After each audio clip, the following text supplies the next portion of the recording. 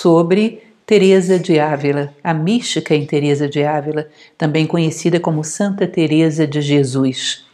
É uma figura marcante e um ponto que talvez poderia ser considerado como referência do ponto de vista da mística cristã. Não à toa que ela foi considerada doutora da Igreja, porque ela transmite a espiritualidade cristã de uma maneira extremamente simples, extremamente pura, contundente e cativante. Eu acho que esses adjetivos seriam bem adequados ao que é a obra dessa senhora tão maravilhosa que deixou essa marca profunda na história do cristianismo e, mais do que isso, na história da mística universal. Vamos então.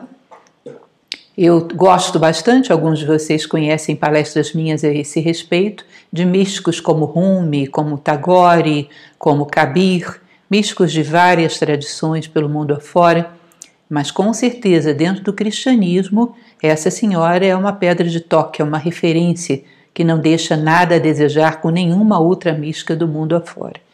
Para mim é uma experiência muito bonita poder fazer não só uma palestra, uma pequena palestra, mas também prestar homenagem a alguém que tanto inspira, que tanto me inspira e que traz um estado de paz de espírito, de profundidade, um convite à profundidade. A vida de Teresa de Ávila basicamente é isso, um convite para que você entre no seu castelo interior. Bom, muito basicamente a biografia. Teresa nasce em Ávila, Gotan Redura, que é um local em Ávila, no Reino de Castela, 1515. E ela vive até os 67 anos.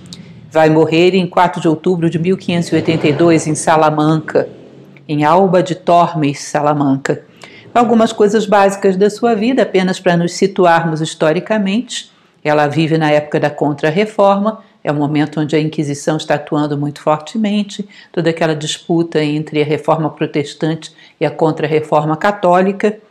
Ela, então, tem uma vida muito reclusa dentro de mosteiros, na verdade, não tão reclusa assim, porque ela sai fundando esses mosteiros para todos os cantos na Espanha, mas que recomenda um tipo de espiritualidade onde o homem, ao invés de se voltar para fora, para os problemas do mundo, entre em si próprio e encontre a saída que está sempre dentro e acima. Portanto, ela tem uma resposta fantástica à turbulência do seu momento histórico. Falei há pouco tempo sobre São João da Cruz, que também trabalhou com ela na mesma obra, seu contemporâneo, chegou a ser seu confessor, inclusive, em boa parte do tempo. E os dois respondem, ele inclusive é convidado para esse trabalho da reforma dos carmelitas, trabalha junto com ela, e são 2 pontos fora da curva nesse momento histórico tão turbulento. E hoje que vivemos momentos históricos igualmente turbulentos, é bom relembrar que houve homens que encontraram uma saída que não está em nenhuma das posições previstas pelo nosso momento histórico, e nem previstas pelo momento histórico em que eles viviam. Uma saída para dentro e para cima, como insisto, como já falei e volto a falar. Tá? Então vale muito a pena. Talvez seja um momento perfeito para lembrarmos de alguém tão especial. Ela é canonizada em 1622 pelo Papa Gregório XV, torna-se doutora da Igreja apenas em 1970 com o Papa Paulo VI. Hoje é, então, uma doutora da Igreja pelos seus ensinamentos, pela profundidade, pelo caminho místico que deixou demarcado. E de uma humildade incrível, porque a importância histórica que ela teve, quando vocês a leem, vocês não acreditam que alguém pudesse se considerar tão pequeno, talvez por se considerar tão pequena que ela tenha se tornado tão grande, tão simples, com a pura intenção de orientar as monjas do seu Carmelo, orientar as pessoas à sua volta, da maneira mais simples, mais aberta, usando as palavras que tinha, respeitando a autoridade dos letrados. Ou seja, uma das marcas registradas de Teresa de Ávila é a humildade. E como se diz lá na tradição bíblica, né? Aquele que se humilha será engrandecido. Ela não se humilha propriamente no sentido pejorativo da coisa, mas ela se coloca no justo papel de alguém que, como personalidade, é muito pequena, como é a personalidade de todos nós, mas que serve a algo muito maior. E ao servir a algo muito maior, como diz uma frase filosófica que gosto muito, o homem com Deus é sempre maioria.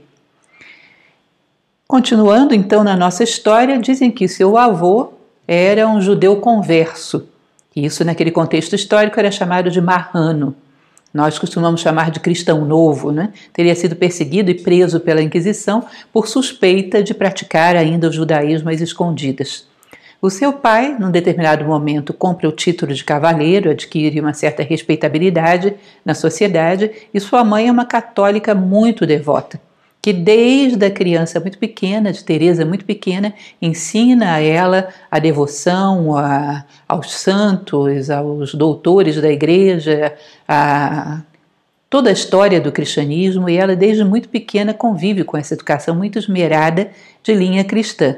Conta-se uma história interessante que ela aos 7 anos pega o irmão um pouquinho mais velho e resolve que ela fugiria para enfrentar os mouros, para tentar convertê-los ou morrer martirizada. E o seu tio já pega os dois fora da muralha da cidade, fazendo essa fuga para converter os mouros. Ou seja, nessa idade já tinha uma capacidade de entrega muito especial. Uma criança muito pura, com um objetivo desse tamanho. Isso é muito interessante. E ela, então, aos 14 anos, morre sua mãe, e ela é colocada pelo pai pela primeira vez num convento de freiras agustinianas em Ávila. Aí ele acomete uma doença terrível. Foram 3 anos de algo que acredita-se ter sido malária. Ela, num determinado momento, é inclusive desenganada pelos médicos da época. Bom, não tem solução, não tem saída. E ela persevera na sua fé, no seu estado de oração, e se diz que nessa época ela tem uma série de visões, ela tem estados de êxtase, bênçãos de lágrimas, acorda as lágrimas, como se tivesse tido visões divinas, e é um momento muito marcante. Conta-se que depois de passar dessa fase, que ela recupera a sua saúde, muitas pessoas diziam que aquilo, uma época preconceituosa, obscura, cheia de medos, diziam que aquilo ali talvez tivesse sido inspiração do diabo. E ela, muito medrosa em relação a isso, diz que começa a se impor martírios e penitências. Até que o seu confessor diz que ela esqueça daquilo, que aquilo não era nada diabólico, que aquilo realmente era uma visão divina. Aos 21 anos, então já curada, em 1535, ela vai ingressar no convento carmelita da Encarnação. Esse convento há uma certa disparidade nas fontes, mas esse convento tem aí entre 150 e 180 freiras. Era um conjunto muito grande de irmãs vivendo ali. E havia muitas visitas diárias permitidas ao convento. E havia uma área que era chamada de parlatório, onde as freiras passavam grande parte do tempo ali conversando entre elas, falando. Isso provoca em Teresa uma certa rejeição. Ela esperava uma vida mais mística, uma vida de mais retiro, oração, meditação.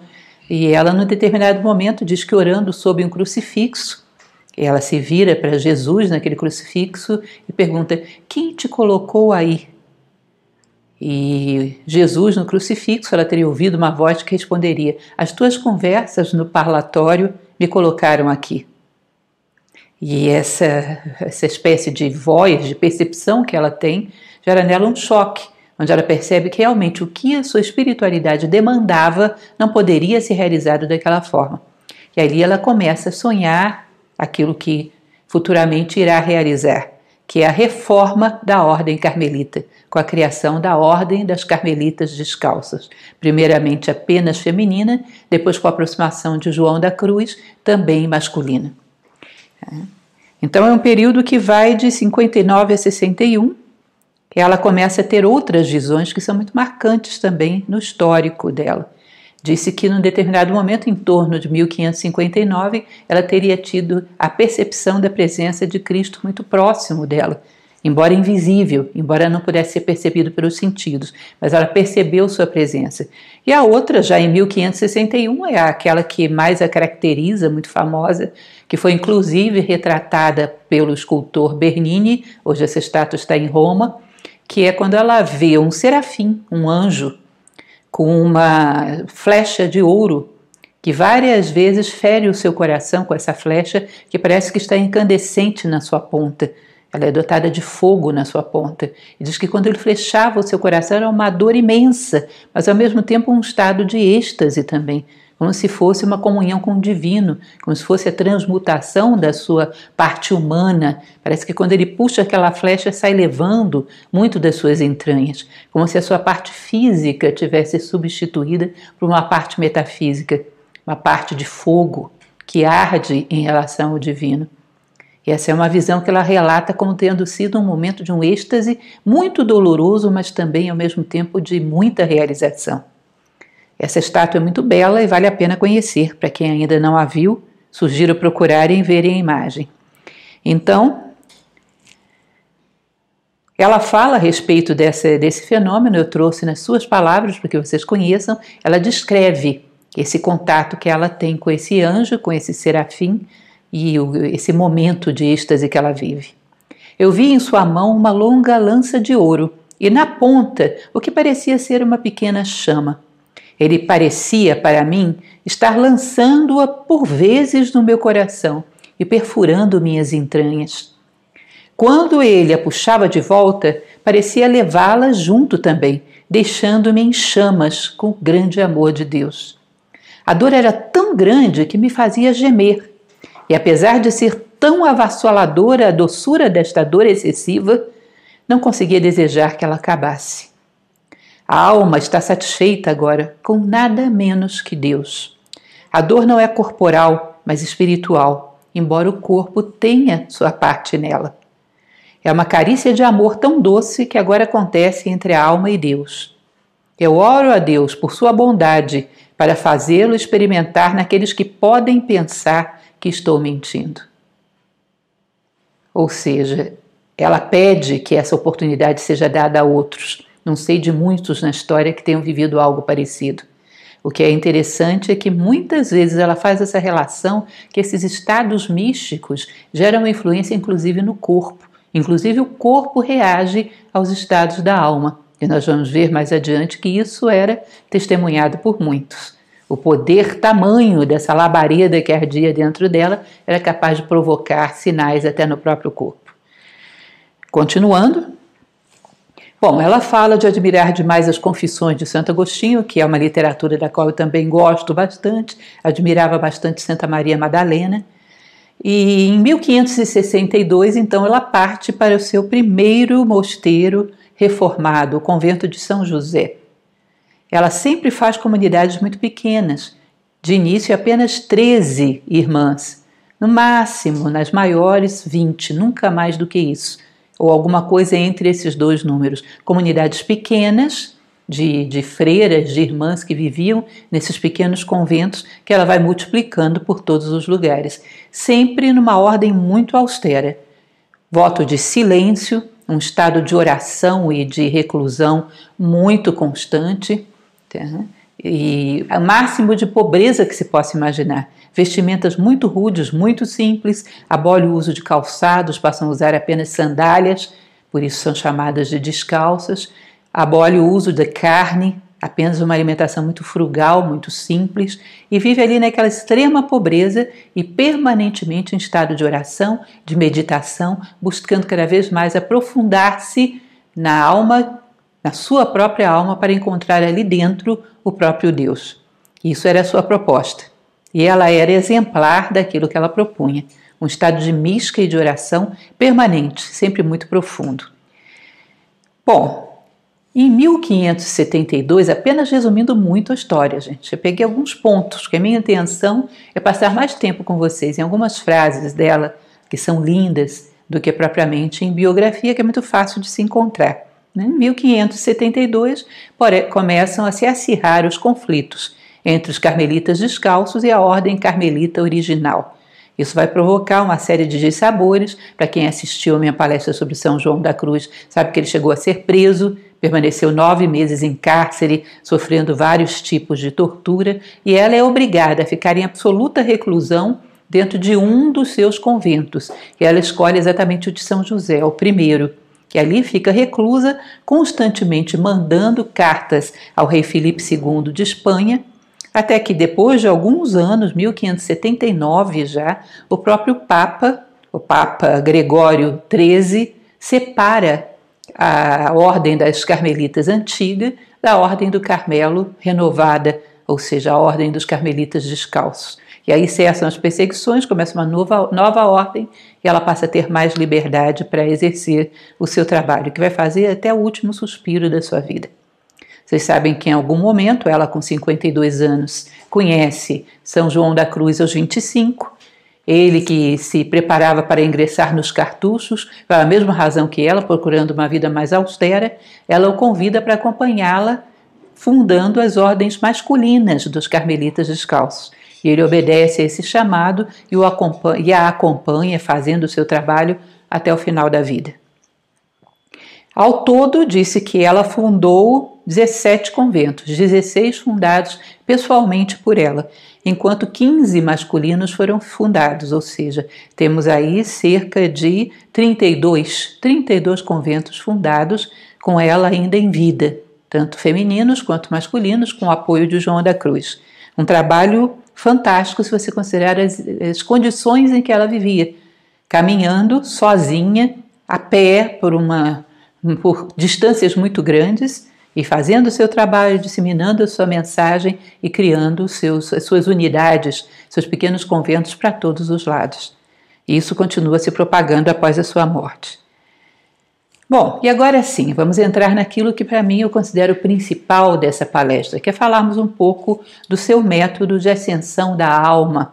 Aqui os 4 estágios da ascensão da alma e depois vamos falar das 7 moradas do livro da Morada Interior ou Castelos, que é considerada sua obra-prima, onde ela vai descrever um pouco desse êxtase, dessa capacidade de fusão profunda da alma com Deus. Bom, os 4 estágios para ela começam pela chamada oração mental, que é um estado de contemplação e concentração na ideia do divino, ainda que não se consiga frear o pensamento. Quando ela fala sobre isso, ela diz que não adianta se angustiar tentando frear o pensamento antes de começar a fazer as orações, porque isso é impossível sem a ajuda de Deus. Portanto, que a pessoa comece e considere os pensamentos como um ruído, mas comece o seu processo de estar o máximo tempo possível em estado de oração. Ou seja, uma concentração mental na devoção, na inclinação do homem devoto, tender para Deus.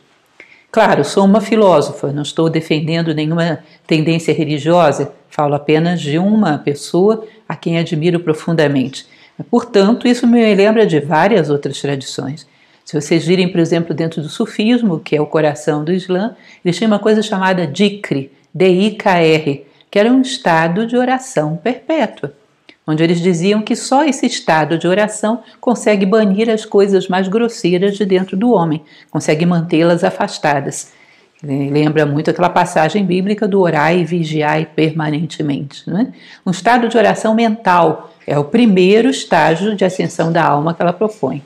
O segundo é a chamada oração de silêncio, em que a pessoa começa a ter um estado de quietude, de silêncio, de paz, que lhe permite uma concentração prévia, inclusive, para uma oração de maior profundidade. É o momento onde o homem se afasta um pouco do ruído do mundo, e ainda que os pensamentos não cessem, há um deslocamento entre os pensamentos, aquilo que ela chamava de imaginação, e o estado de silêncio, de serenidade, que como que limpasse o templo, prepara as condições para uma oração mais profunda, cria um umbral entre o mundo e o templo interior, para que o homem possa realmente se colocar diante de algo sagrado. Então, passada essa fronteira, que é a oração do silêncio, vem o terceiro estágio, que é a devoção de união, que é um tipo de êxtase onde o homem já se sente absorvido por Deus, mas ainda preserva a imaginação, ou seja, o pensamento. Imaginação era a forma como ela denominava o pensamento, e a memória. Ou seja, você se sente muito próximo do divino, mas ainda preserva esses elementos que te fazem um ser separado. Ou seja, você ainda tem a memória, o pensamento, ainda lembra de coisas pessoais, então você está próximo desse fôlego, desse calor do divino, mas você ainda tem um lastro para trás de coisas pessoais, portanto a fusão não é completa. E por fim, vem a chamada devoção do êxtase ou do arrebatamento, onde aí sim, já não há mais memória, já não há mais pensamento, imaginação, coisíssima nenhuma. O homem sente todas as suas funções, num determinado momento ela diz que quando ela está em arrebatamento, ela não sabe dizer nem se ela respira, todas as funções ficam em suspenso e o homem se sente um com Deus. Aí ele sente que já não há mais separatividade. Vocês vão ver que em várias tradições se diz que isso é um dos momentos de maior, digamos assim, elevação que a consciência humana pode atingir. Existe um determinado momento onde o homem diz: Deus está lá e eu estou aqui. Um segundo momento você diz: Deus está lá e também está dentro de mim, também está aqui. E um terceiro momento é quando não há mais nem lá nem aqui. Deus e o homem são um só. Essa busca da unidade, essa fusão, que se fala em tantas tradições diferentes, gente. Essa fusão onde tudo mergulha na unidade. Tá? Então, disse inclusive que nesse estado de êxtase ou arrebatamento, muitas vezes ela na sua capela orando, quando chegava a esse estágio, começava a levitar. Foi vista por várias monjas, por vários personagens da época. Parece que ela, de uma certa maneira, impregnava o próprio corpo da leveza da alma. O próprio corpo participava dessa festa da alma e parece que perdia o seu peso, o seu apego à matéria. A atração para uma outra base de apoio acima era tão grande que até o corpo obedecia essa chamada, essa gravidade invertida que chamava para cima. Diz que ela entrava em estado de levitação, coisa que se diz também que teria acontecido, por exemplo, com São Francisco de Assis.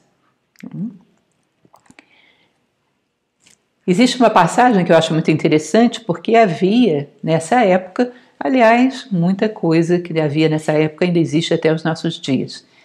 Costumava-se falar para as irmãs da sua ordem que era perigoso que elas fizessem orações, que elas tinham que repetir determinadas rezas estabelecidas pelo credo, mecanicamente, sempre só aquela e nenhuma outra. E uma das coisas que ela fala é exatamente para se ter uma oração que não seja um esquema repetitivo e mecânico, mas aonde esteja presente a alma totalmente desperta e devotada e em contato com o divino. Ou seja, essa oração espontânea que vem do coração, que é o momento de maior legitimidade e espontaneidade do homem. Em um determinado momento ela diz: se alguém lhes disser que a oração é perigosa, considerem esta pessoa o verdadeiro perigo e fujam dela. Vocês percebam que ela não deixa de ser provida de um certo atrevimento, que talvez fosse um pouco pesado até para os nossos dias, que dirá para aquela época. Ou seja, se alguém disser que o teu diálogo íntimo e profundo com Deus é pecaminoso e é perigoso, fuja dessa pessoa, ela é que é a perigosa. Ou seja, não deixa de ter uma certa ousadia que fez com que ela, em determinados momentos, fosse rejeitada e perseguida por alguns. Bom, e o livro que eu escolhi para trazer para vocês alguns pensamentos é o livro das Moradas, ou Castelo Interior, onde ela vai representar a alma humana como uma morada, um castelo com vários cômodos. E à medida que o homem vai penetrando dentro de si próprio, aproximando-se do centro do seu próprio coração, aproxima-se também do trono onde vive o soberano, onde vive o próprio Deus. Aproxima-se daquela fusão final, onde ele está no mundo sem ser do mundo. Está a serviço, é um canal a serviço do divino. Portanto, é muito interessante, tem passagens lindas, foi escrita em 1577, de junho a novembro deste ano, e você vai perceber uma humildade imensa. O tempo todo ela fala que há outros mais letrados que ela, pede perdão a Deus se está errando em alguma coisa, pede que Ele a inspire sobre o que ela deve dizer, mas vai positivamente colocando observações suas ao longo do seu processo de vivência interior, de penetração no seu castelo interior, e de como levar um homem a um nível, a consciência humana a um nível de mística, onde ela se sente um terminal a serviço da própria unidade, a serviço do próprio Deus. E eu trouxe então esse livro, que é considerado a sua obra-prima. Alguns trechos. É o tipo do livro que é extremamente difícil de você escolher pedaços, porque ele tem pelo menos a minha versão tem 123 páginas, e é difícil que você tenha um capítulo que não tenha alguma frase muito simples. As frases são todas muito simples, todas dentro do vocabulário cristão da época, mas muito impregnadas de uma mística muito elevada. Daquele fogo que o anjo incendiou o seu coração, você sente esse fogo ainda hoje.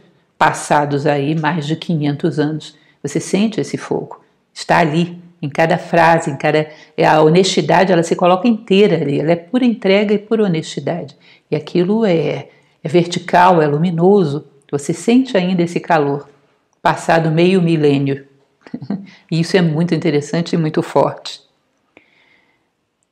Bom, então o livro, como já falei para vocês, trata das 7 passagens.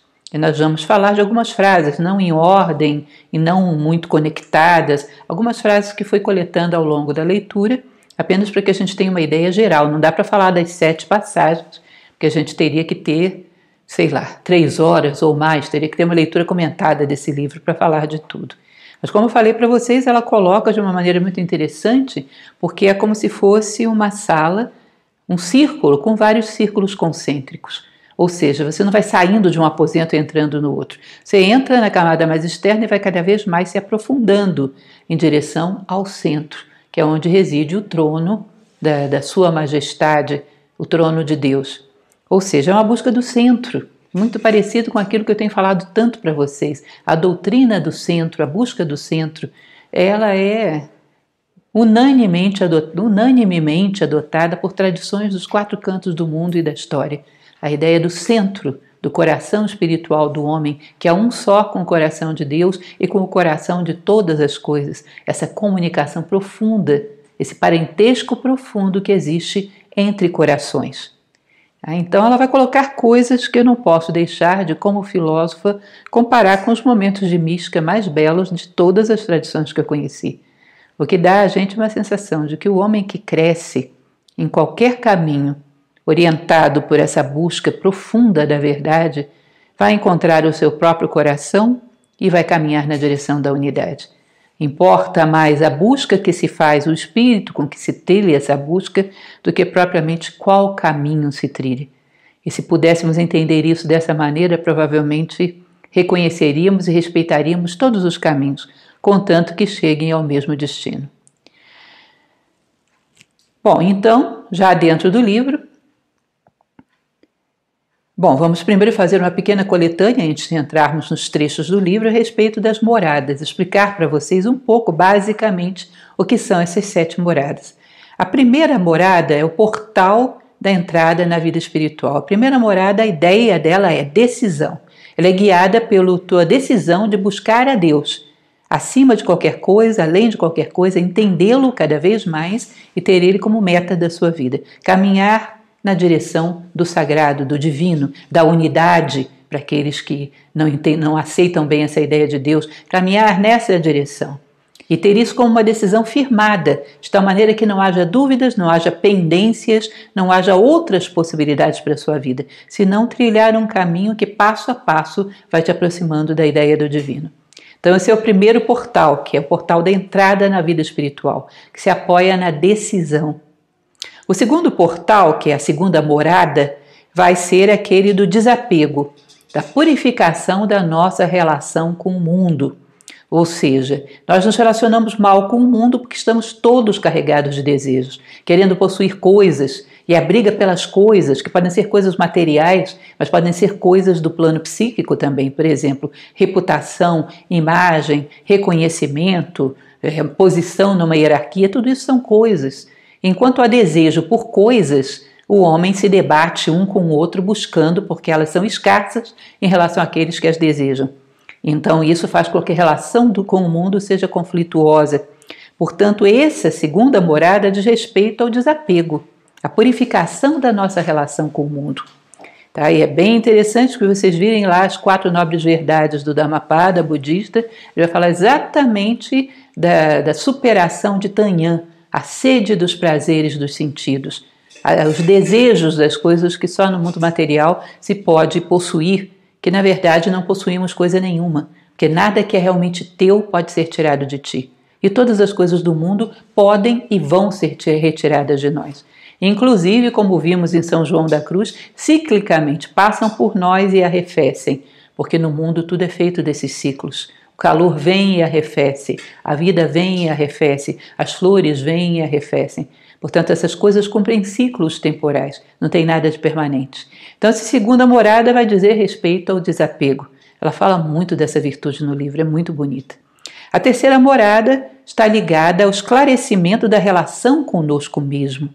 E isso é uma coisa bem interessante. A partir do momento que eu entendo que eu não sou uma personalidade que veio se afirmar no mundo. Eu não vim ao mundo para afirmar o meu nome, mas eu vim para ser um canal de algo muito maior do que eu.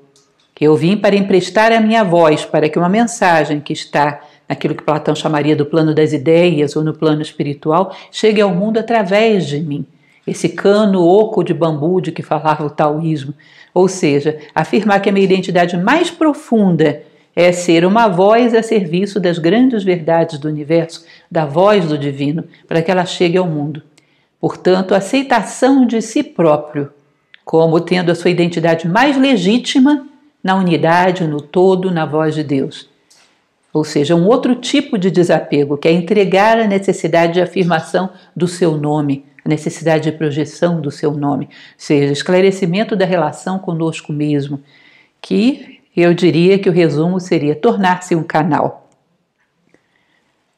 A quarta morada, ela aprofunda a nossa relação com Deus. Ela vai gerar em nós uma sensação de paz muito grande. À medida que você vai se aproximando daquilo que permanece, vai se distanciando daquilo que passa, exatamente o que nos torna aflitos é essa passagem, essa transitoriedade das coisas. Ao nos afastarmos daquilo que é transitório e nos aproximarmos de algo que é certo, é definitivo, é eterno, isso vai nos dando cada vez mais um amparo para a consciência, um estado de paz. Ela não usa nunca essa palavra consciência, fala da alma, mas é algo muito parecido dentro de uma concepção filosófica.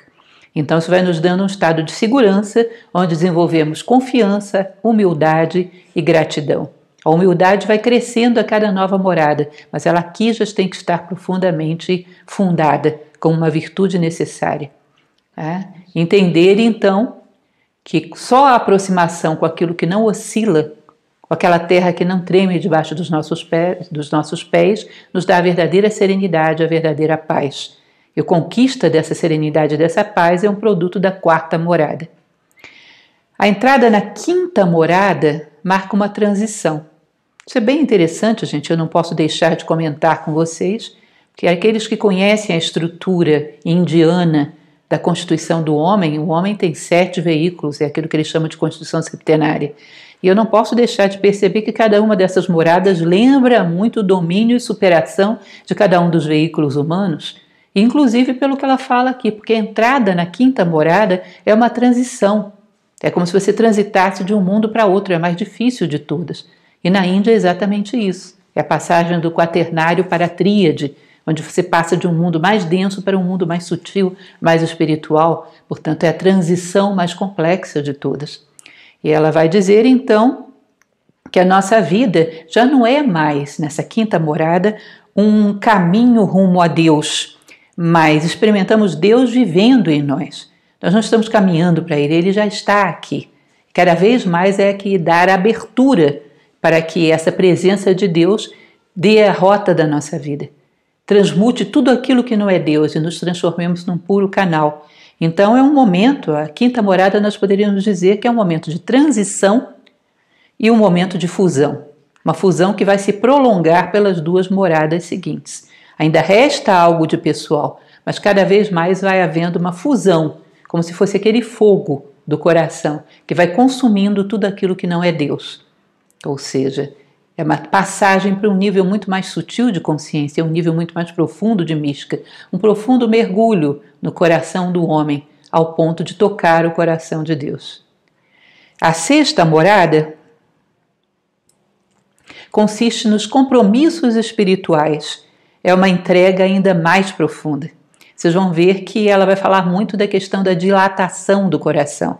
Mais adiante vamos falar sobre isso, que ela dá o exemplo de um tanque de água dentro do qual passa uma fonte, e essa fonte vai alargando cada vez mais a abertura desse tanque.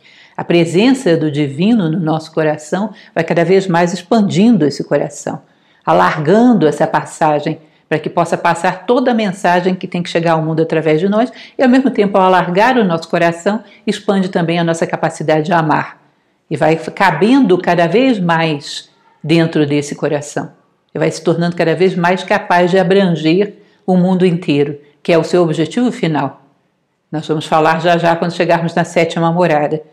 Então, podemos dizer que a 6ª morada é a morada de uma entrega mais profunda. E a sétima, por fim, é o ponto de culminação que ela chama de matrimônio espiritual. Nesse matrimônio espiritual, o homem se une tão profundamente com Deus que ele tem como única causa, única motivação, única busca a motivação de Deus, que é a participação profunda no desejo de Deus de salvar todas as pessoas. Ou seja, já não cabe no teu coração simplesmente a presença do divino, que já é muito, mas cabe também todas as motivações do divino, ou seja, que entre no seu coração toda a humanidade e que a causa de resgatar toda a humanidade da dor, do sofrimento, seja uma causa tua, porque se é de Deus, é tua também. Portanto, a sétima morada é exatamente isso, a morada de tornar tua a causa de Deus, tomar como tua a missão de Deus, de resgatar toda a humanidade da dor. Muito parecido também com a tradição budista, que fala exatamente disso. Continuando, agora sim vamos para as frases. Como eu falo, peguei pequenos trechos que achei curiosos, talvez nem os melhores. Então, lógico que tive que fazer uma seleção muito difícil, dado o tempo que temos, que já está bem avançado, inclusive. Mas eu espero que sejam suficientes para que vocês percebam como parece que o território da mística é um território universal dos corações puros que se aproximam do sagrado. Como há relações com todos os corações puros da humanidade que também buscaram se aproximar do sagrado. Como parece que aí há uma certeza, e é exatamente o que ela buscava, uma certeza de que há uma causa para dentro e para cima, que é necessário buscá-la quando o mundo se polariza. E essa é a única causa que justifica a existência do homem e que faz com que a sua presença no mundo tenha algum sentido. Uma mulher, numa época onde não havia nenhum tipo de propaganda ou mídia, ou seja lá o que for, que é capaz de fazer, sem desejar nada para si, fazer com que o seu nome se projete por mais de 5 séculos e ainda trazendo essa paz que ela possuía a pessoas de tanto tempo depois. É impressionante o poder que isso tem. Parece que é uma coisa frágil, uma busca que é quase uma fuga, é a mais poderosa de todas as buscas, de transformar a si próprio, a partir de si próprio, transformar ao mundo, mergulhando em si próprio e buscando não ir nem para um lado nem para o outro, mas acima. E aí nós vamos ver alguma dessas frases e eu espero que vocês gostem. Não é pequena a lástima e confusão que por nossa culpa não nos entendamos a nós mesmos, nem saibamos quem somos. Não seria grande ignorância, minhas filhas, que perguntassem a alguém quem ele era e ele não se conhecesse, nem soubesse quem foi seu pai, nem sua mãe, nem sua terra? Pois, se isso seria grande estupidez, sem comparação, é maior a que há em nós quando não procuramos saber que coisa somos e só nos detemos nestes corpos. E assim, só à força sabemos que temos alma porque o ouvimos e porque nos diz a fé. Ou seja, eu só sei que eu tenho alma porque alguém me contou, porque eu não tenho nenhuma noção dela. Sou um completo perdido no mundo que alguém perguntando quem você é, o que você diria a essa pessoa? Não tem uma resposta profunda e verdadeira.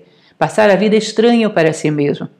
Aquilo que tantas vezes falo nas minhas palestras, a prática da vida interior, da conquista da própria identidade. Como é estranho que alguém passe a vida inteira assim.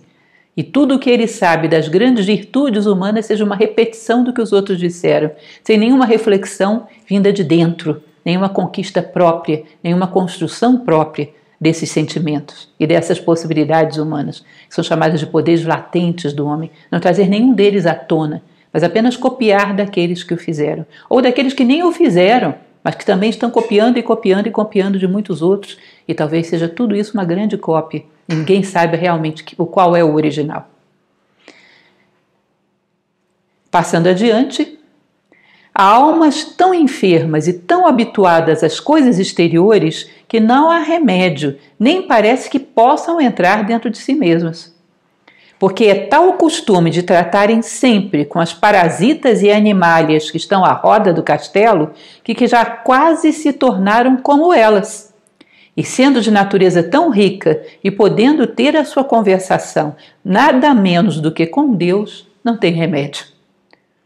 Difícil, difícil, Santa Teresa. Isso realmente não é fácil. Dizer para as pessoas, entrem, reflitam sobre si próprias, Não fiquem às portas do seu castelo. Conheçam a si próprias, conheçam o patrimônio que foi reservado aí à condição humana, encontrem sua própria identidade, seu nome interior, mergulhem nesse mistério que é o teu nome interno.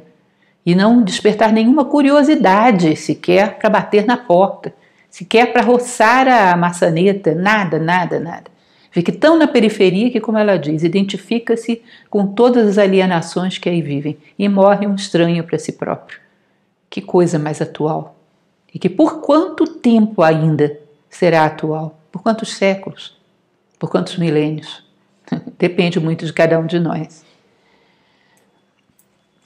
Não haveis de imaginar estas moradas uma após a outra, como uma coisa alinhada, mas ponde os olhos no centro, que é a casa ou palácio onde está o rei, e considerai-a como um palmito, que para chegar ao que é de comer tem muitas coberturas que cercam tudo quanto é saboroso. Para quem conhece um pouco da mística oriental, Ramakrishna, mestre de Vivekananda, usa um exemplo idêntico, só que ele fala dos anéis da cebola, que você vai se aprofundando, quando você chega ao centro, você encontra um vazio de matéria, plenitude de espírito. Essa mesma ideia de círculos concêntricos, de ir mergulhando através das circunstâncias da vida, através dos aprendizados e mergulhando até encontrar esse centro espiritual, essa identidade profunda, que é por onde passa o fio, o Sutratma hindu, que é a essência de todas as coisas, que é uma só. Tantas vozes tentando nos fazer entender isso. Ou seja, mais uma vez, aqui o castelo interior de Madre Teresa reflete o simbolismo do centro. Pois que, embora esta seja a primeira morada, é muito rica e de tão grande preço, e se escapa das parasitas que nela há, não se ficará sem passar adiante. Ou seja, é muito interessante que ela fala, a primeira sala, aquela primeira entrada que você faz, já começa a sentir algo de um sentido de vida maior, mas ainda há ali as parasitas, aqueles elementos tentando te alienar. Se vocês entrarem num texto tibetano, o livro dos Preceitos de Ouro, retratado na Voz do Silêncio, a primeira sala é a sala do aprendizado. E se diz que ali há belíssimas flores, mas que no caule de cada uma delas há enrolada uma serpente. Ou seja, a mesma coisa que está aqui, os parasitas que nela há. Seja cuidado, porque quando você começa a se aprofundar em algum nível de vida interior, é perigoso o orgulho e a vaidade espiritual, se diz que é a pior de todas. Ainda há muitas coisas perigosas e você pode ficar preso aí e não ir além dessa primeira morada. Paz, minhas irmãs, disse o Senhor, e admoestou os seus apóstolos tantas vezes sobre isso.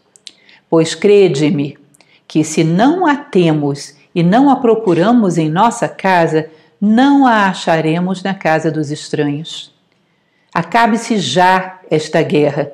Peço eu aos que não começaram a entrar em si, e os que já começaram, que nada seja bastante para os fazer voltar atrás. A primeira coisa, paz. Mergulhe dentro da sua casa e encontre paz aí, para que você não penetre na casa dos outros e encontre conflito. Porque se você não pacificou a sua própria casa, é um fator de conflito na casa alheia. Ou seja, acabe-se já esta guerra. Peço aos que não começaram a entrar, e aqueles que já começaram, que não retrocedam, que encontrem uma saída, onde se perceba que só esse estado profundo de serenidade, de autonomia do homem em relação às circunstâncias do mundo, pode fazer dele um propagador de paz. Pode fazer dele aquele que olha no meio da dualidade e vê o lado luminoso e faz crescer esse lado luminoso. Que apelo atual, né? Que apelo bonito. A harmonia, arrumar a casa, é a primeira condição para poder avançar, também em várias outras tradições. Pensar que havemos de entrar no céu e não entrar em nós mesmos, conhecendo-nos e considerando nossa miséria e o que devemos a Deus e pedindo-lhe muitas vezes misericórdia, é desatino. Se você vai entrar no céu com a consciência à flor da pele, sem conhecer nada de si próprio. Como assim? Onde você acha que está esse céu? Estará ele em algum lugar externo ou interno? Seja, já nessa época, uma época tão tumultuada, tão dogmática, alguém vem e diz, querer entrar no céu sem entrar em si mesmo é desatino. Pensem que coisa profunda.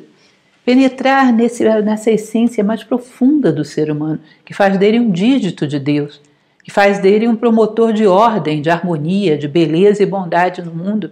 E aí é o céu, e não em nenhum outro lugar que o outro lugar poderia estar. Pretender um céu externo sem encontrar um céu interno. Desatino. Já não sei o que dizia, pois distraí-me muito, e em me lembrando de mim, às vezes quebram-se-me as asas para dizer coisa boa. E assim o quero deixar por agora. Isso é uma passagem onde ela começa a falar algumas coisas e perde um pouco o fio da meada e diz: eu pensei demais em mim e agora perdi o fio da meada para falar de Deus. Que é muito interessante. Lembra muito aquela frase que tantas vezes já falei para vocês, de Helena Blavatsky, que ela diz: quando me lembro de mim, esqueço do Mestre. Quando esqueço de mim, lembro do Mestre. Ao entrarmos muito nessas miudezas da nossa personalidade, seus pequenos desconfortos, as pequenas cri-cris, começamos a nos distanciar do todo, começamos a nos distanciar da visão do todo, presos a um detalhe irrelevante. Não sei se alguns de vocês têm experiência, eu sou uma pequena aprendiz de poetisa, mas bem aprendiz mesmo. Mas às vezes, na modéstia da minha condição, eu sinto que quando tento escrever alguma coisa, quando vem alguma inspiração, eu não consigo fazer nada, porque eu não me sinto limpa o suficiente para fazer aquilo naquele momento. Como diz Steven Pressfield, há que varrer o carpete da porta para que as musas, ao pisarem, não sujem suas vestes. Ou seja, às vezes não me sinto limpa o suficiente para fazer um poema. E às vezes é isso, quando queremos tratar de temas muito elevados, muito universais, às vezes percebemos que as miudezas da nossa personalidade consumiram tanto a nossa atenção que sujaram o carpete da porta. E já não dá mais para pisar ali sem sujar as vestes do sagrado.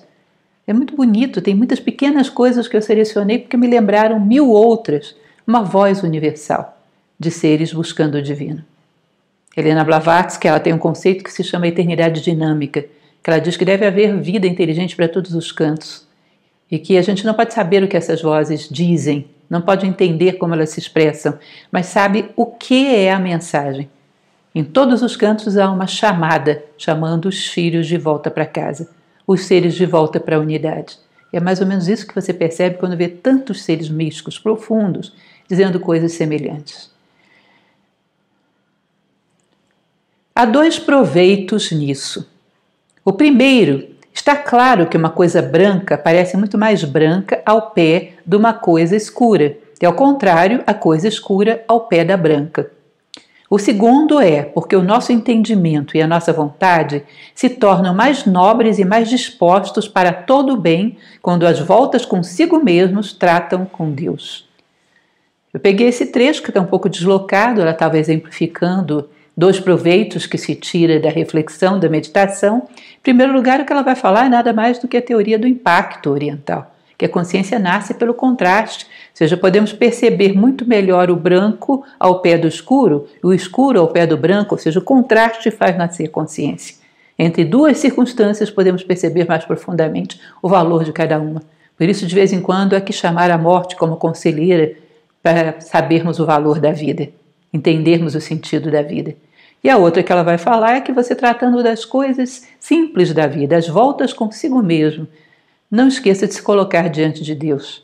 É um negociante que vende as suas frutas diante de Deus. É um homem que produz o seu pequeno trabalho diante de Deus. É um pai ou uma mãe que educa um filho diante de Deus. Ou seja, na presença do sagrado não podemos nos banalizar. Os gregos costumavam dizer que ou sacralizamos ou banalizamos a vida. A presença do sagrado resgata a nossa vida da banalidade.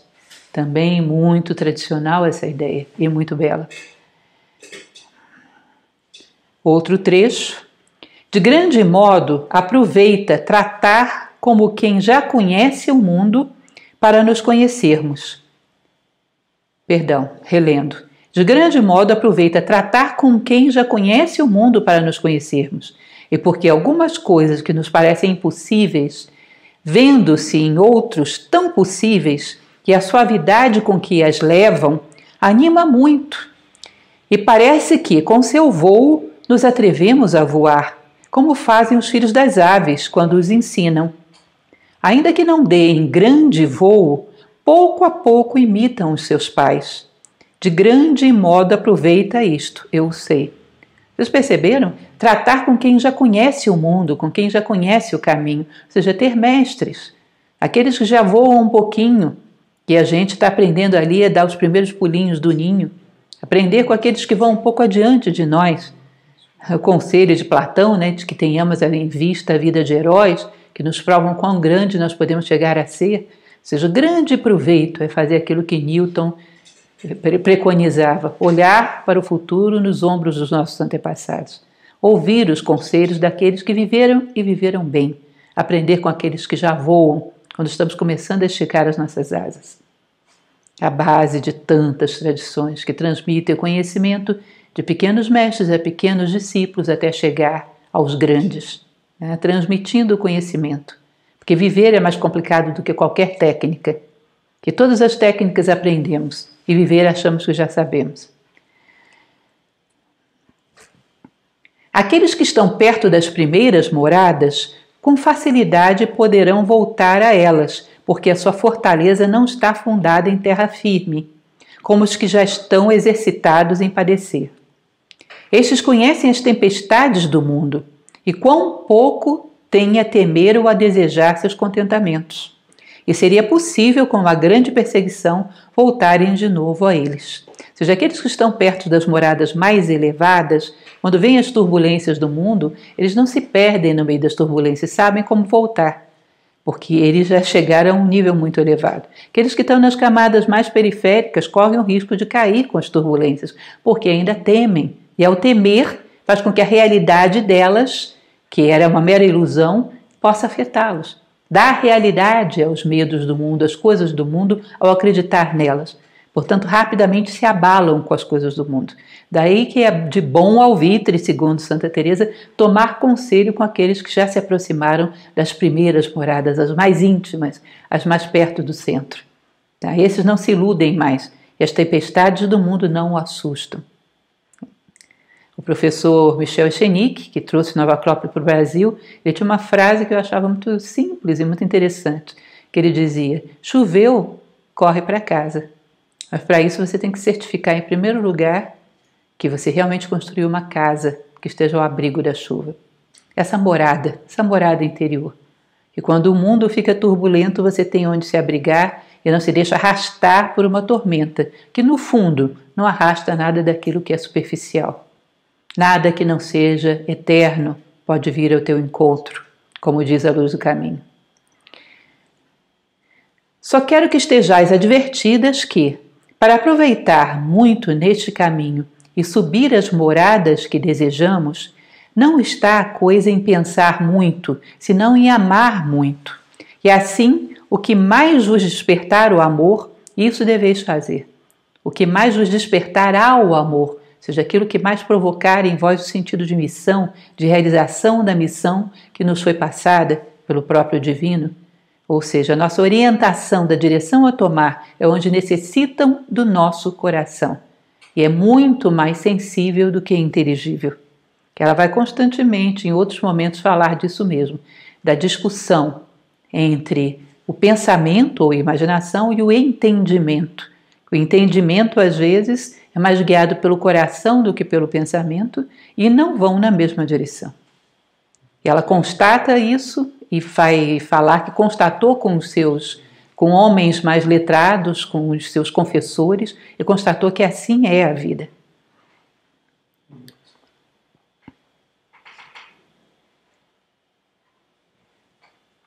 Eu tenho andado nisto, nesta barafunda do pensamento, bem apertada algumas vezes, e haverá pouco mais de 4 anos que vim a entender, por experiência, que o pensamento ou imaginação não é o entendimento. Perguntei-o a um letrado, e ele disse que efetivamente era assim, o que foi para mim grande contentamento. Porque, como o entendimento é uma das potências da alma, tornava-me duro estar ele tão volúvel às vezes, pois normalmente voa o pensamento tão rápido que só Deus o pode atar quando assim nos ata, de maneira que parece estarmos de algum modo desatados deste corpo. Ou seja, ele diz, o entendimento é uma virtude, Ele não pode ser um joguete feito pensamento. O pensamento é tão volúvel que só Deus consegue atá-lo lá na 7ª morada, não é isso? Até então ele ainda vagueia. É óbvio que uma virtude como o entendimento não poderia estar identificada com o pensamento. Se o pensamento estende, gera repertório, o entendimento aprofunda, gera verticalidade. Vida interior profunda, identidade, capacidade de pensar por si próprio, capacidade de sentir por si próprio, capacidade de reverter o jogo da vida, que não é tomar, é dar, não é possuir, é entregar. Só a partir do entendimento o homem entende a verdadeira lei da vida.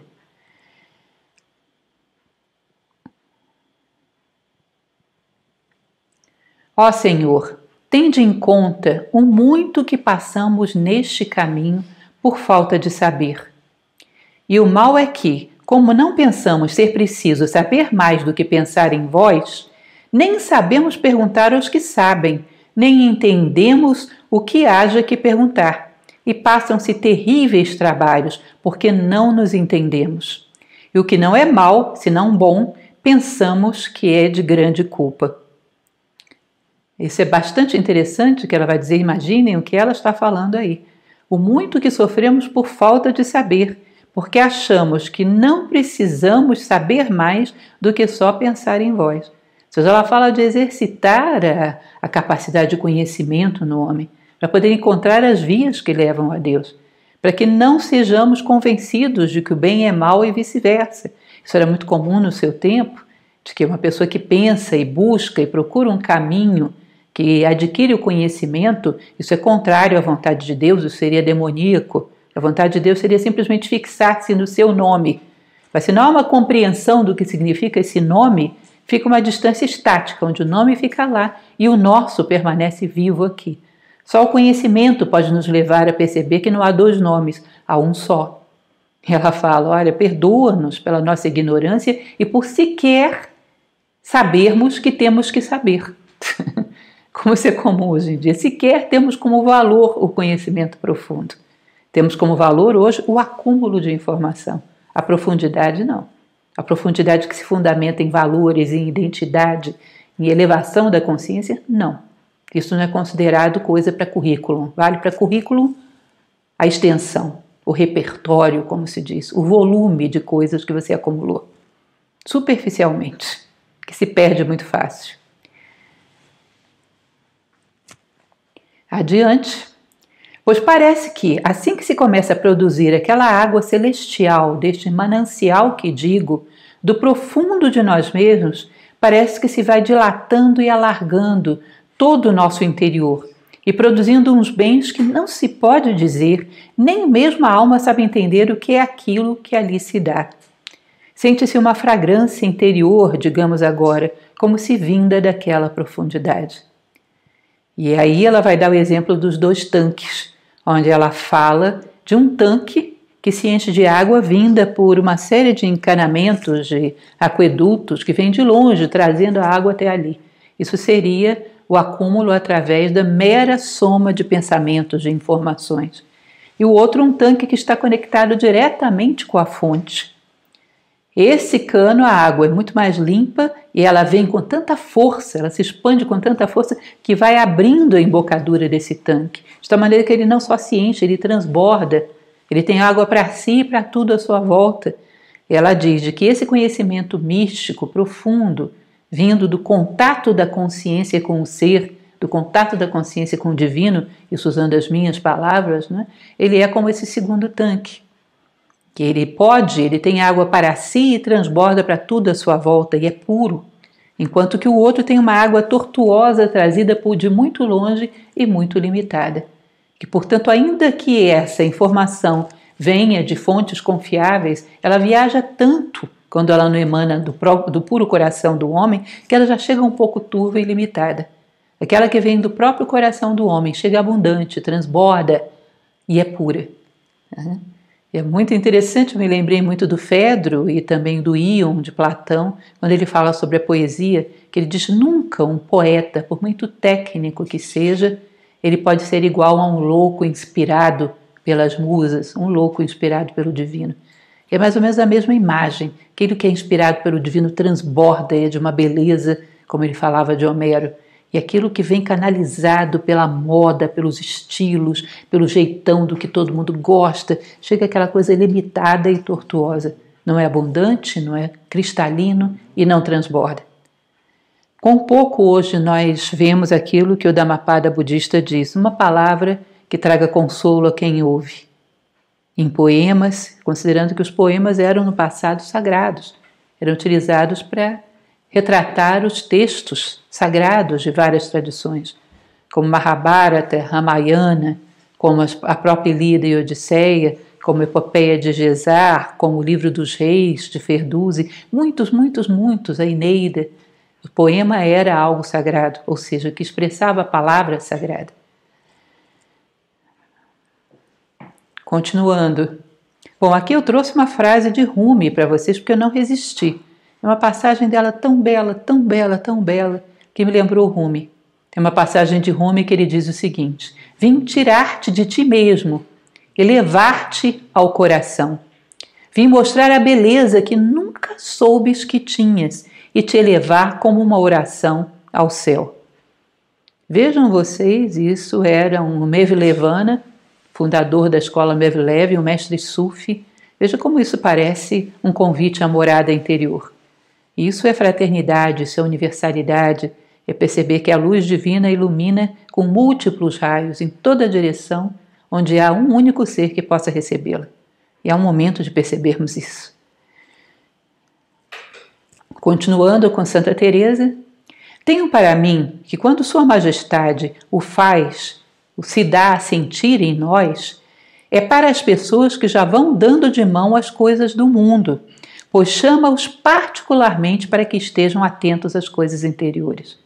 Nossa, essa passagem é muito linda, gente, essa passagem e todo o contexto dela, que ela diz, bom, esses seres que ouvem esse chamado, que são chamados a esse contato mais íntimo com Deus, não são, em geral, eles são escolhidos. Mas por que são escolhidos? São escolhidos por Deus entre aqueles que vão deixando de se apegar a qualquer coisa do mundo, quando o mundo lhes parece opaco, quando a única ação que lhes interessa é a entrega, quando já não tem muitos vínculos com nenhum tipo de desejo ou posse que é valorizado por tantos, para ele já parece supérfluo. Esse desinteresse pelas posses ilusórias vai fazendo com que ele comece a gravitar na direção das posses verdadeiras e seja aproximado da visão do divino.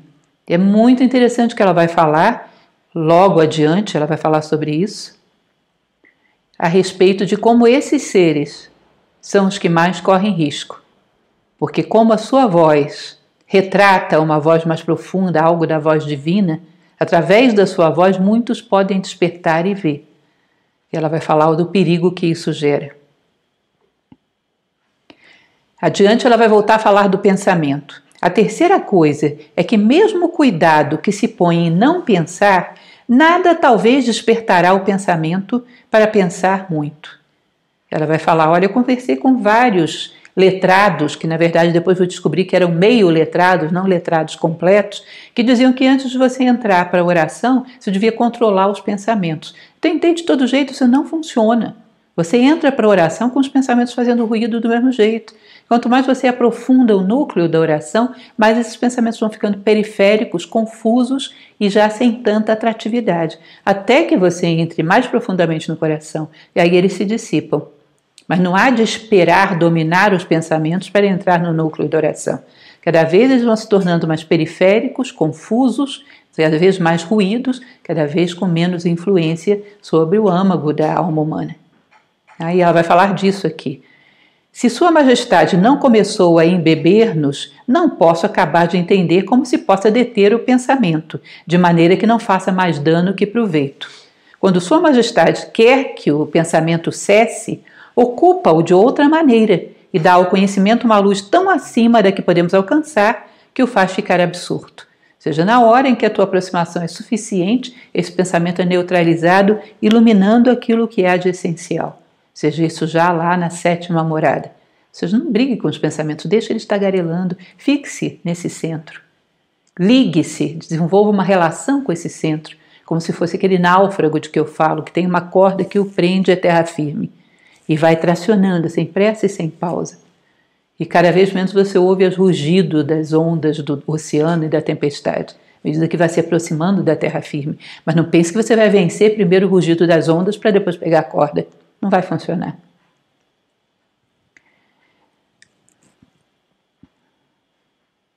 Procure atalhar o discorrer do entendimento, mas não suspendê-lo nem ao pensamento. Mas sim, é bom que se lembre que está diante de Deus. E quem é este Deus? Ou seja, procure atalhar, resumir o seu entendimento, o seu pensamento ao essencial. Não se perder em divagações inúteis. Mas uma coisa que ajuda, ao invés de reprimi-lo, é lembrar que você está diante de Deus e quem é esse Deus. Recordo que algumas recomendações das taricas, das escolas sufis, diziam para você imaginar um ser divino dentro dos teus pensamentos, no meio dos pensamentos. Que só de saber da presença desse ser divino, as sombras tendem a se afastar, porque a luz e a sombra não convivem no mesmo espaço. Ela diz, lembre que você está diante de Deus e quem é esse Deus? Não meramente uma figura teórica. Quem é esse Deus? É à toa que Helena Blavatsky dizia para que antes de despertarmos pela manhã, tivéssemos um pensamento voltado a Deus, para que ele não se torne meramente uma figura alegórica que nós não sabemos explicar, não temos nenhum contato.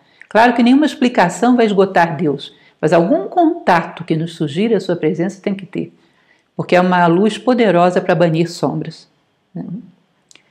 Continuando, assim entende-se claramente uma dilatação ou alargamento na alma, tal como se a água que emana de uma fonte não tivesse para onde correr, mas a mesma fonte fosse de uma coisa que, quanto mais a água manasse, maior ela se fizesse.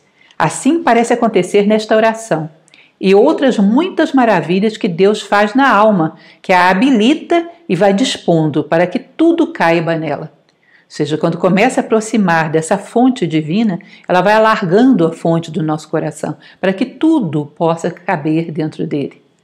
Quando eu falo para vocês um pouco do que era o amor, por exemplo, para os alquimistas medievais, que eles diziam que era o alcaeste, o solvente universal, que você oferecia a taça e Deus a preenchia, mas que se ele era legítimo, ele dissolvia essa taça e se espalhava em todas as direções, porque o amor não pode encontrar limites.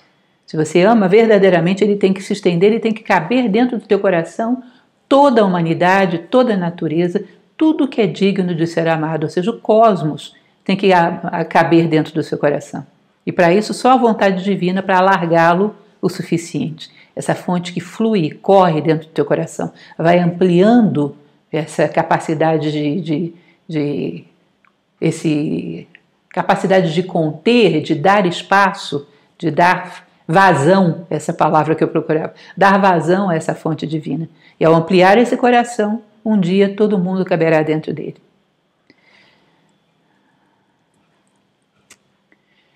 Eu sei que há muito que temer neste caso, daqueles que ouvem e abandonam esta voz. Vejam, esse é aquele trecho ao que eu me referia.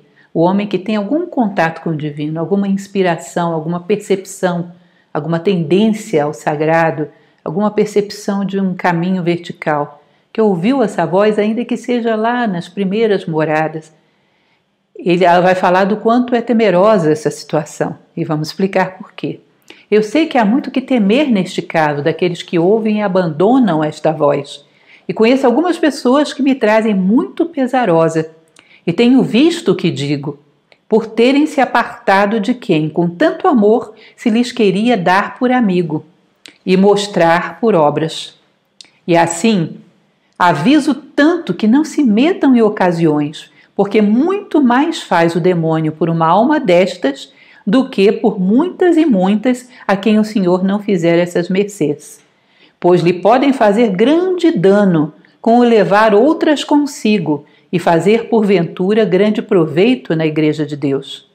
E ainda que não haja outra coisa senão ver que Sua Majestade lhes mostra amor particular, isto basta para que o demônio se desfaça, para que se percam. E assim são muito combatidas. À parte conexões religiosas, a ideia do demônio, não vou entrar nesses detalhes, sou uma filósofa, mas o que ela coloca aqui é muito interessante. Aqueles que já têm alguma mística, como de alguma maneira, no seu limite, ainda que pequenininho, emprestaram a sua voz para que as coisas sagradas cheguem ao mundo, Esses, quando se perdem muito mais profundamente e com um nível de dor muito maior do que os outros, quando caem na banalidade. Sabe por quê? Porque o que tinham era muito. Quem perde sem não ter nada, a dor não é tanta, a desorientação não é tanta. Quem perde tendo muito, a desorientação é muito maior. Aquele que cede a sua voz para que o sagrado chegue ao mundo, aquele que é como um cano de bambu por onde o sopro do Espírito chega à terra sem obstruções. Esse, quando rompe esse contato, a perda é muito grande, sabe por quê? Porque muitos recebiam esse sopro através dele. Portanto, ele não cai sozinho, ele cai levando muitos que precisavam dele para receber esse sopro, que precisavam dele para perceber essa voz, porque não percebiam sozinhos. Portanto, há uma perda muito grande. Portanto, diz que as tensões, as provas do mundo são muito mais pesadas para estes. Porque se perdem, perde-se muita coisa. Para eles e para o mundo. Ou seja, sempre são as almas mais combatidas, ou seja, aquelas que passam por trajetórias de maior inveja, de maior dificuldade. Por quê? Também tem a maior responsabilidade. É como você imaginar alguém que carrega um grande tesouro, é aquele que mais atrai ladrões pelo caminho. São canais, esses são pontífices entre o céu e a terra, ainda que pequenininhos assim, mas um pouco da voz divina flui através deles. Já são canais, já fazem uma ponte. Aqui, já no final da 7ª morada, ela vai falar uma coisa muito interessante. Pois se não temos esse contato, essa percepção de Deus, como nos fica a certeza? Isso não sei eu, são obras suas, mas sei que digo a verdade, e quem não ficar com esta certeza, não diria eu que é a união de toda a alma com Deus. Não sei se vocês percebem a profundidade dessa frasezinha tão simples. Um contato com algo que seja maior do que a multiplicidade, do que a ilusão do tempo, do espaço, da diferenciação, um contato com a unidade. Significa que você viu, e você ver é uma evidência contra a qual nenhuma insegurança pode. É a mesma coisa que eu te dizer, olha, se você pular dentro de uma piscina, você vai afundar, porque tudo que é pesado afunda dentro da água. Você vai me acreditar se nunca pulou numa piscina, mas se você já pulou e conseguiu flutuar e conseguiu nadar, vai dizer, você é louco. Claro que não é assim, eu vivi. Assim é quando as pessoas chegam para os outros e dizem, olha, não existe nada, a vida é mera sobrevivência física, é mero desfrute, é mero sobreviver com conforto e prazer. A vida é simplesmente aquilo que você curte, carpe diem. Se você não tem nenhuma experiência de que a vida é agregar valor e não tomar proveito da natureza, que a vida é medida pelo quanto você dá e não pelo quanto você retém, se você não viveu isso, você não tem força para se opor. Não é porque você ouviu alguém dizer, isso não funciona nessas horas. Na hora que venta muito, só aquelas árvores que têm raízes mais profundas, que são flexíveis, mas que têm raízes profundas, conseguem resistir. E a raiz mais profunda é a evidência. E a evidência é, eu vivi. Eu tenho certeza que existe uma causa maior pela qual vale a pena viver. Que a vida não é só sobrevivência. Que a vida humana é agregar valor ao mundo e a nós mesmos. E fazer com que saiamos daqui maiores do que entramos. Servir a algo maior. Servir ao grande sentido da vida, que é levar todos os seres em direção à unidade. Tá? E só essa evidência nos protege das turbulências do mundo. Muitas vezes achamos que nos protegemos porque alguém disse e nós acreditamos. Acreditamos até o ponto que vente forte. Quando venta forte, a opinião do outro não é sustentação suficiente. Evidência, certeza, contato da consciência com o ser. Uma identidade profunda que te conecte um pouco com o mistério do universo. Contato com Deus, como dizia Santa Teresa. Bom, esse é o nosso bate-papo. Como falei para vocês, o tempo é curto, já passamos até da nossa 1 hora convencional. Eu queria trazer para vocês muito, muito mais, porque isso é um livro belíssimo, de uma mística tão profunda que agora eu entendo a visão dela, que diz que o seu coração se tornou puro fogo, que é exatamente isso. O coração dela é um fogo tão duradouro que é capaz de incendiar os corações daqueles que se habilitam a entrar em contato com humildade e com coração puro. Esse fogo é contagiante, mesmo depois de tantos séculos. É um dos grandes patrimônios da humanidade. É uma mulher vivida na Contra-Reforma, dentro do seu claustro, em profunda oração e que é capaz de provar a nós, é possível esse contato, é possível essa certeza, que faz com que toda a nossa base de apoio esteja no céu, que não precisamos então temer tanto o chão quando ele treme, porque ainda que o chão trema, a base de apoio está acima. Quanto mais o homem tem vida interior, mais sabe dar resposta de maneira adequada e humana à vida exterior e abrir caminho para ele e para outros que virão, para que possam trilhar todas as dificuldades, chegar do outro lado sem trair a si próprio, sem trair a sua condição humana e contribuindo para uma causa que é muito maior do que a sua simples existência pessoal.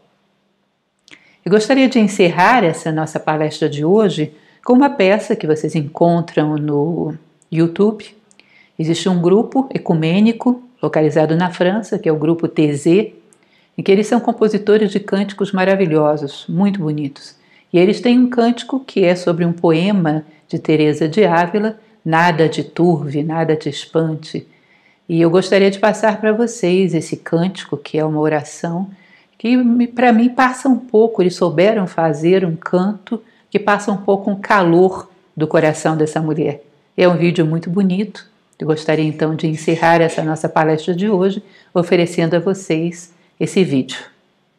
Nada te turbe, pelo grupo TZ.